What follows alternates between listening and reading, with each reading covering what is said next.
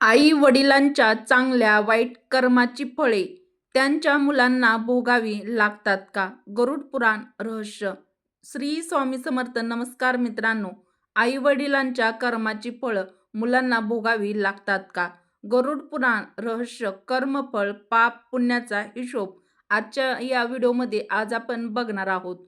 प्राचीन काळची गोष्ट आहे. गुरु नानक देव आणि भाई मर्दाना चालत चालत एका धर्मनगरी नगराजवळ पोहोचले. गुरु नानक देव यांनी त्यांचे प्रस्थान नगराच्या बाहेर स्थापित केले. त्या नगराचा राजा एक मुस्लिम बादशाह होता. तो बादशाह त्याच्या प्रजेवर खूपच अत्याचार करायचा आणि त्या कमाईने त्याची तिजोरी भरत होता. त्या राजाची प्रजा राजाच्या या कृत्यामुळे खूपच दुःखी होती. राजा त्याच्या प्रजेवर वेगवेगळ्या प्रकारचे कर देखील लावत असे. एके दिवशी त्या राजाचा एकुलता एक मुलगा खूप जास्त आजारी पडला. मित्रांनो, तो इतका आजारी जास्त पडला की त्याच्या वाचण्याचा कोणताच मार्ग त्या राजापुढे म्हणजेच राजाला दिसत नव्हता. मित्रांनो, कथेमध्ये पुढे जाण्याअगोदर तुम्हाला सर्वांना माझी एक नम्र विनंती आहे की तुम्ही आपल्या मराठी मंगल यूट्यूब चॅनलला सबस्क्राईब करायला अजिबात विसरू नका. त्याचबरोबर बेल आयकॉनला प्रेस करून ऑल नोटिफिकेशन सुद्धा ऑन करून ठेवा, कारण असेच माहितीपूर्वक व धार्मिक व्हिडिओ आपण आपल्या या यूट्यूब चॅनलवरती तुमच्यासाठी रोज घेऊन येत असतो. मित्रांनो, त्याचबरोबर व्हिडिओला लाईक करायला सुद्धा अजिबात विसरू नका आणि कमेंटमध्ये श्री स्वामी समर्थ किंवा जय श्रीकृष्ण टाईप करायला बिलकुल कंजूशी म्हणजेच विसरू नका. चला तर मग तुमचा जास्त वेळ न घेता आजच्या व्हिडिओला सुरुवात करूया. तर आपण आपल्या कथेकडे वळूया. त्या बादशाचा एकुलता एक मुलगा खूप जास्त आजारी होता आणि तो इतका जास्त आजारी होता की त्याच्या वाचण्याचा कोणताही मार्ग दिसत नव्हता. त्या बादशाने आजूबाजूच्या सर्व वैद्यांना, साधू संतांना सर्वांना बोलावले. राजाकडून जेवढं काही शक्य असेल तेवढं त्यानं केलं, परंतु सर्वांनी राजाला एकच उत्तर दिलं की त्याचा मुलगा आता जो आजारी आहे तो बरा होऊ शकत नाही.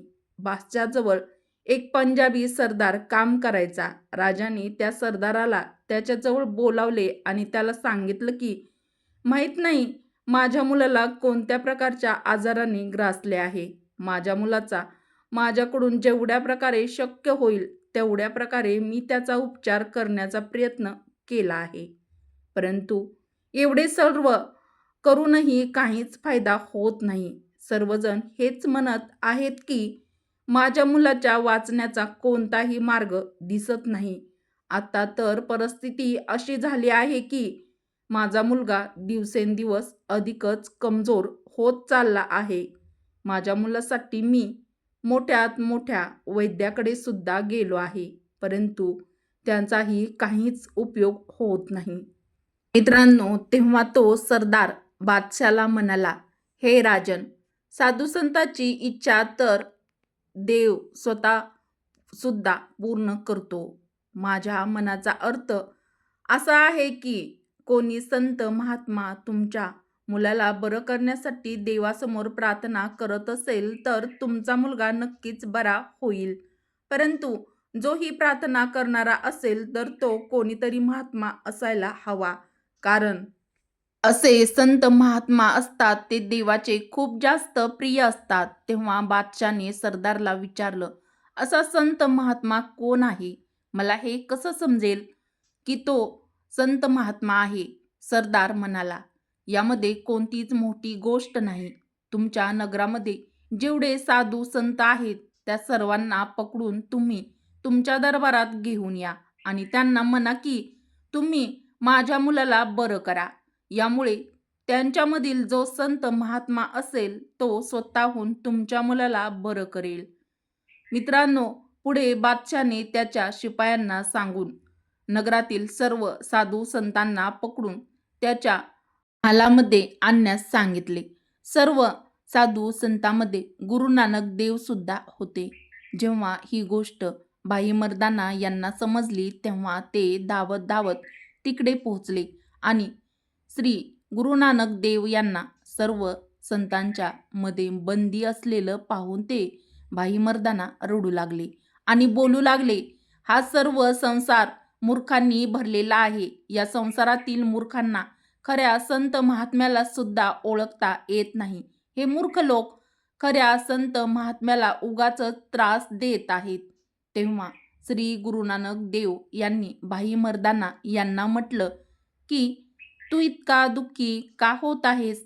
हे सर्व जे काही होत आहे ते सर्व ईश्वराच्या मर्जीनेच होत आहे. तू अजिबात चिंता करू नकोस. इतक्यातच तेथे बादशाह येतो. बादशाहने सर्व साधू संतांना हुकूम दिला की तुम्ही सर्व साधू संतांनी माझ्या मुलाला ठीक करण्यासाठी देवासमोर प्रार्थना करा. सर्व साधू संत बादशाचं ते बोलणं ऐकून गपचूप बसून राहिले. परंतु श्री गुरु नानक देव म्हणाले, हे बादशाह, तू साधू संतांवर अत्याचार करून तुझ्या मुलासाठी ईश्वरासमोर प्रार्थना करण्यासाठी बोलत आहेस. हे सर्व साधू संत दुःखी मनाने तुझ्या मुलासाठी ईश्वराकडे कोणती प्रार्थना करतील? श्री गुरु नानक देव यांचं बोलणं ऐकून बादशाला समजलं तो एक मोठी चूक करत आहे. तेव्हा बादशाह सर्व संतांच्या समोर त्याच्या गुडघ्यावर बसला आणि म्हणू लागला, मी तुमच्यावर खूप जास्त अत्याचार केले आहेत. ही माझी सर्वात मोठी चूक आहे. कृपया माझ्या या चुकीला क्षमा करा आणि माझ्या मुलाच्या आरोग्यासाठी तुम्ही परमेश्वराकडे म्हणजेच देवाकडे प्रार्थना करा की माझा मुलगा लवकरात लवकर बरा होऊ दे. तेव्हा श्री गुरु नानक देव यांनी बादशाहचे बोलणं ऐकून त्यांना म्हटलं, बादशाह, जे काही होत आहे ते त्या होऊ दे, कारण ईश्वराच्या मर्जीशिवाय या दुनियामध्ये काहीच होत नाही. झाडाचं पान सुद्धा देवाच्या मर्जीशिवाय हालत नाही. हे जे काही घडत आहे ते सर्व तुझ्या कर्माचं फळ आहे, म्हणजेच तुझ्या कर्मामुळेच घडत आहे. बादशाने गुरु नानक देव यांचं बोलणं ऐकून हात जोडून त्यांची माफी मागितली आणि म्हणाला, माझा एकच पुत्र आहे. कृपया तुम्ही त्याला बरे करा. संत लोकांच्या मध्ये भक्तीची इतकी ताकद असते की ते देवाने लिहिलेलं सुद्धा बदलू शकतात. त्यामुळे तुम्ही माझ्यावर कृपा करा आणि माझ्या मुलाला बरं करा. श्री गुरु नानक देव यांनी सर्व संतांकडे पाहिलं आणि विचार केला, हा बादशाह या सर्व साधू संतांना तेव्हा सोडेल जेव्हा याचा एकुलता एक पुत्र बरा होईल. मला या सर्व संतांना सोडवण्यासाठी काहीतरी करायलाच हवं. श्री गुरु नानक देव यांनी त्यांचे डोळे बंद केले आणि थोड्या वेळाने डोळे उघडले आणि त्यानंतर ते बादशाला म्हणाले, जर तुला तुझ्या मुलाला बरं करायचं असेल तर त्याला संतांचं उष्ट जेवण द्यावं लागेल. बादशाह म्हणाला, तुम्हाला जसं वाटेल तसं करा, परंतु फक्त माझ्या मुलाला तुम्ही एकदम बरं करा. मित्रांनो, तेव्हा श्री गुरु नानक देव यांनी एक भाकरी मागवली आणि अर्धी भाकरी स्वतः गुरु नानक देव यांनी खाल्ली आणि राहिलेली अर्धी भाकरी त्या बादशाच्या मुलाला खायला दिली. उष्ट अन्न खाऊन तो बादशाचा मुलगा एकदमच बरा झाला. बादशाह हा चमत्कार पाहून चकितच झाला. त्याने विचार केला, हा महात्मा तर खूपच चमत्कारी आहे. जेव्हा सरदारने हा चमत्कार पाहिला तेव्हा तो घाबरून थरथरू लागला. सर्व साधू संतांनी देखील हा चमत्कार पाहून ते हैराण झाले होते.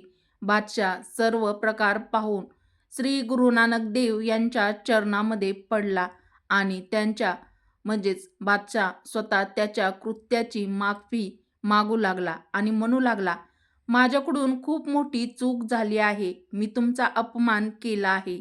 तेव्हा गुरु नानक देव बादशाला म्हणाले, तू माझा काही अपमान केला नाही, तर तू या साधू संतांचा अपमान केला आहेस. तुझ्या प्रजेचा अपमान केला आहेस. तू तुझ्या शक्तीच्या जोरावर प्रजेच्या मेहनतीची कमाई खात आहेस. तुझ्या नगरातील प्रजा मेहनत करून त्यांच्या परिवाराचे पालनपोषण करत असते आणि तू त्यांची मेहनतीची कमाई लुटत आहेस. तू तुझ्या आसपास असणाऱ्या पशु पक्ष्यांना पहा. ते ईश्वरावर भरोसा ठेवून स्वतःच्या मेहनतीचे खात असतात आणि म्हणूनच ते नेहमी आनंदी आणि तंदुरुस्त असतात.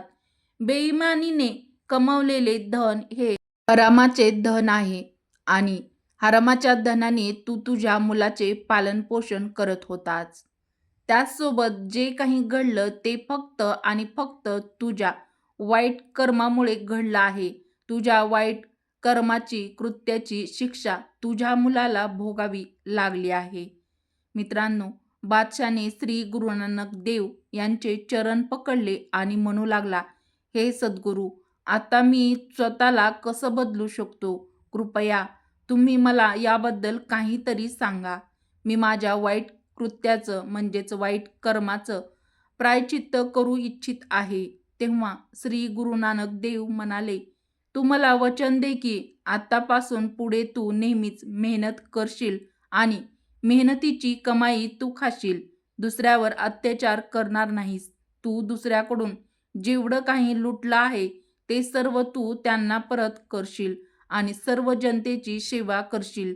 श्री गुरु नानक देव यांचं बोलणं ऐकून बादशाह म्हणाला, गुरुजी, तुमचे अनमोल उपदेश मी नेहमीच लक्षात ठेवीन. आणि त्यानंतर राजाने प्रजेकडून चुकीच्या मार्गाने लुटलेला एक एक पैसा आदरासहित प्रजेला परत केला आणि राजा श्री गुरु नानक देव यांचा शिष्य बनला. मित्रांनो, श्री गुरु नानक देव यांच्या या उपदेशाला आपण सुद्धा आपल्या जीवनामध्ये जरूर आचरणात आणायला हवं आणि नेहमीच मेहनत करून, कष्ट करून, इमानदारीने धन, संपत्ती, पैसे कमवायला हवे. आयुष्यात नेहमी चांगले कर्म करत राहायला हवे, सत्कर्म करत राहायला हवे. कारण वाईट कृत्याचं, वाईट कर्माचा हिशोब आज ना उद्या आपल्याला याच जन्मात फेडायचा असतो. जर तो तुम्ही फेडू शकला नाही तर मग तुमच्या मुलाबाळांना फेडावा लागतो. त्यामुळे नेहमी मेहनत करून इमानदारीने श्रीमंत समृद्ध बना. चुकीच्या मार्गाने कमावलेल्या धनाने स्वतःचा आणि येणाऱ्या पिढीचं नुकसान अजिबात करू नका. मित्रांनो, तुम्हाला माझे विचार पटले असतील तर व्हिडिओला एक लाईक करायला विसरू नका. तुमच्या मित्र परिवारासोबत, बहिणींसोबत हा व्हिडिओ शेअर जास्तीत जास्त नक्की करा. परत भेटूया अशाच एखाद्या ज्ञानवर्धक व्हिडिओमध्ये, अशाच एका माहितीसह. व्हिडिओ शेवटपर्यंत पाहिल्याबद्दल तुम्हा सर्वांचे मनापासून धन्यवाद. श्री स्वामी समर्थ. जय श्रीराम. श्री हनुमान. जय श्रीकृष्ण. जय माता लक्ष्मी.